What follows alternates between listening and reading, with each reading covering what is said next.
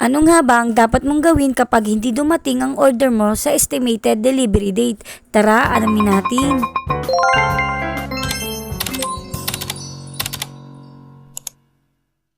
So dito sa Shopee, kunwari ay maghahanap ako ng pwede kong orderin. So ayan, makikita nyo na ito yung kiklik ko, itong chopstick. Pag nag-click kayo ng product sa Shopee, ay makikita nyo agad yung price niya, yung guaranteed delivery date. So dito ang nakalagay sa akin ay guaranteed to get by June 13 to 15. So paano kapag hindi siya dumating sa estimated delivery date? Ano nga ba ang mga pwede nating gawin? Ang una na nga ay extend Shopee guarantee. So dito kapag nag-extend kayo with Shopee guarantee, ay madadagdagan ito ng 3 days. Pero kung ayaw nyo naman is okay lang dahil magkakaroon pa rin kayo ng 30 discount voucher galing mismo sa Shopee. Next naman ay pag-contact sa Shopee customer service. Hindi nyo pa alam kung paano kontakin ang Shopee customer service, ay meron akong video dyan, ilalagay ko na yung link sa baba. So minsan kasi kapag umorder tayo sa Shopee, minsan nga hindi umuusad itong parcel natin. Kaya dapat makontak natin ang Shopee customer service para mabigyan nila tayo ng update kung malaman natin kung ano ba ang dapat natin gawin.